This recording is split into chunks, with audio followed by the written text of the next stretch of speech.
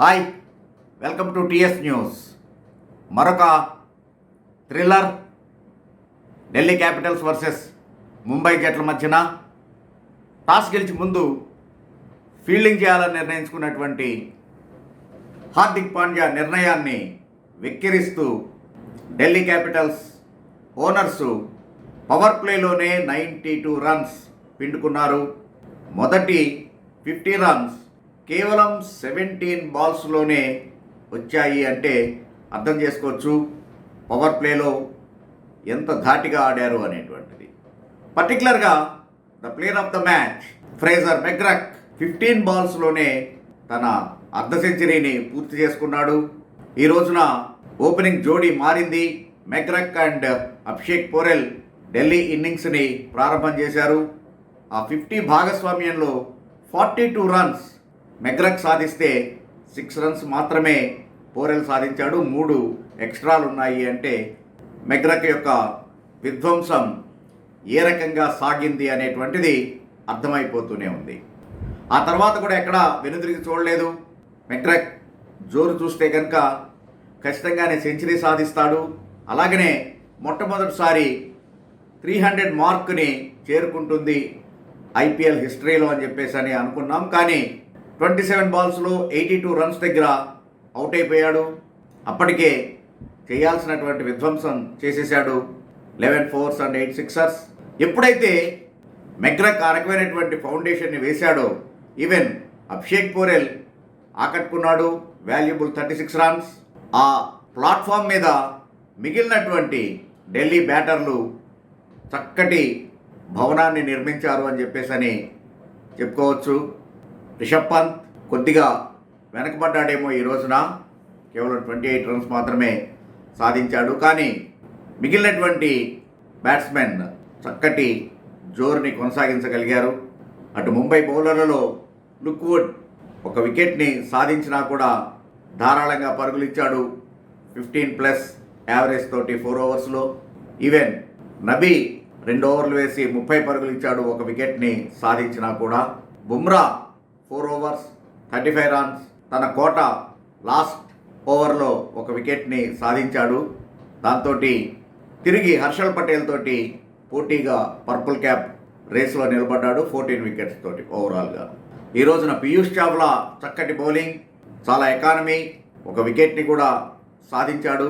హార్దిక్ పాండ్యా మరొకసారి తేలిపోయాడు. 2 ఓవర్స్లో ఏకంగా 41 రన్స్ సమర్పించుకున్నాడు. అసలు హార్దిక్ పాండ్యా ఎందుకు బౌలింగ్ చేస్తున్నాడు అనేటువంటిది బహుశా పాండ్యాకే తెలియదేమో. ఎందుకంటే మిగిలిన బౌలర్లు అందరూ ఉన్నప్పుడు వాళ్ళ కోటాలని పూర్తి చేయట్లేదు. సో మరి ఎందుకు ఇతను అంతా ఇదిగా బౌలింగ్ చేస్తున్నాడు అనేటువంటిది హార్దిక్ పాండ్యా ఒక్కడే ఆన్సర్ చెప్పగలిగినటువంటిది. బహుశా సెలెక్టర్లను ఆకర్షించాలనేటువంటి ఆరాటం ఇంకా పాండ్యాలో ఉందేమో, అదైతే మనకి తెలియట్లేదు. కానీ చూడాలి సెలెక్టర్లు ఏ రకంగా రేపు వరల్డ్ కప్కి పాండ్యాని కన్సిడరేషన్లోకి తీసుకుంటారు అనేటువంటిది. మరొకసారి 250+ స్కోర్స్ నమోదైనటువంటి సందర్భం. చాలా స్టిఫ్ టార్గెట్ 257. దానికి ధీటైనటువంటి సమాధానం ముంబై దగ్గర లేకపోయింది. రోహిత్ శర్మ నిరాశపరుస్తూ రనే బాల్ 8 రన్స్ మాత్రమే సాధించాడు. మరి ముఖ్యంగా అటు పవర్ ప్లే ముగిసేలోపే ఎప్పుడైతే కీలకమైనటువంటి 3 వికెట్లని సూర్యకుమార్ యాదవ్ తోటి కలుపుకొని కోల్పోయిందో, ఇషాన్ కిషన్ కొంతసేపు మెరుపులు మెరిపించేటువంటి ప్రయత్నం చేశాడు. కానీ అది ఏమాత్రం సరిపోలేదు. సో దాంతో ఒత్తిడిలోకి నెట్టబడింది ముంబై. కానీ తిలక్ వర్మ ఒక అద్భుతమైనటువంటి బ్యాటింగ్ విన్యాసం. మొట్టమొదట తన కెప్టెన్ హార్దిక్ పాండ్యా తోటి కలిసి 71 రన్స్. ఆ తర్వాత ఏమాత్రం తగ్గలేదు. టిమ్ డేవిడ్ తోటి కలిసి మరొక 70 పరుగుల భాగస్వామ్యం. సో దీంతో ఆటలోకి వచ్చినట్టుగా కనబడింది ముంబై ఇండియన్స్. కానీ మరొకసారి సందీప్ శర్మ చక్కటి బౌలింగ్, 2 వికెట్స్ తీసుకున్నాడు. ఈవెన్ అవిష్ ఖాన్ అండ్ ముఖేష్ కూడా వికెట్లని సాధించగలిగారు.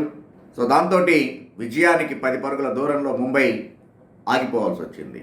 అయితే లాస్ట్ ఓవర్ ఖచ్చితంగానే ముంబై ఆటలో ఉంది అనిపించింది. ఎందుకంటే ఒక ఎండ్లో తిలక్ వర్మ ఉన్నాడు, మరొక వైపు అటు కుల్దీప్ యాదవ్ వస్తూనే తను ఎదుర్కొన్న ఫస్ట్ బాల్నే 6గా మలిచాడు. సో కాబట్టి బహుశా ఏమైనా ఆశలు ఉంటాయేమో అనిపించింది కావాల్సినటువంటి 25 రన్స్కి. కానీ ఎప్పుడైతే ఫస్ట్ బాల్కే తిలక్ వర్మ సెకండ్ రన్కి ప్రయత్నం చేసి స్ట్రైకర్ ఎండ్లో రన్అట్ అయ్యాడో ముంబై ఆశలు ఆల్మోస్ట్ అయిపోయాయని చెప్పేసి అనుకోవచ్చు. కానీ లుక్వుడ్ వస్తూనే మరొక 6ను సాధించి ఆశలు రేకెత్తించాడు. కానీ అదేమాత్రము సరిపోలేదు. At the end 10 wickets 10 runs దూరంలో నిలిచిపోయింది ముంబై. మొత్తం మీద ఈ పరాజయంతో ముంబై 9th ప్లేస్లో ఉంది. ఆల్మోస్ట్ వాళ్ళ యొక్క ప్లే ఆఫ్ ఆశలు కూడా ఆవిరైపోయాయని చెప్పుకోవచ్చు. ఇంకా 5 మ్యాచ్లు మిగిలి ఉన్నాయి వాళ్ళకి.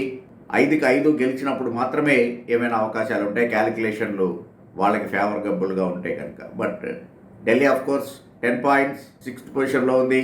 సో కానీ వాళ్ళు 10 మ్యాచెస్, ఒక మ్యాచ్ ఎక్కువ ఆడేశారు. బట్ అయినా కానీ ఇంకా 4 మ్యాచ్ల్లో వాళ్ళు 4కి 4 ఒకవేళ గెలిచినట్లయితే కనుక yes they will be in the race. ఎందుకంటే అక్కడ 8 వస్తాయి, ఇక్కడ 10 ఆల్రెడీ ఉన్నాయి. కనీసం 3 మ్యాచ్లు గెలిచినా కూడా 16 పాయింట్స్ తోటి బెటర్ రన్ రేట్ని చూసుకొని వాళ్ళు ప్లే ఆఫ్కి వెళ్ళేటువంటి అవకాశాలు అయితే ఖచ్చితంగానే ఉంటాయి. ఎందుకంటే ఢిల్లీకి మెక్రక్ రూపంలో అద్భుతమైనటువంటి హార్డ్ హిట్టింగ్ బ్యాట్స్మెన్ దొరికాడు కాబట్టి still they can have that hopes to enter in to play offs. ఏదైనా కానీ ఈ 17th ఎడిషన్లో మాత్రం 200 స్కోర్ చేయడం చాలా సునాయాసంగా అయిపోయింది ఏ టీంకైనా కూడా. మరొకసారి ముంబై, ఢిల్లీ ఇద్దరు కూడా అరుణ్ జైట్లీ స్టేడియంలో ఉన్నటువంటి ప్రేక్షకుల్ని తమ బ్యాటింగ్ విన్యాసాలతోటి మురిపించారు. కానీ చివరి నవ్వు మాత్రం రిషబ్ పంత్ పెదవుల మీదే నిలిచింది. Thanks for watching TS news.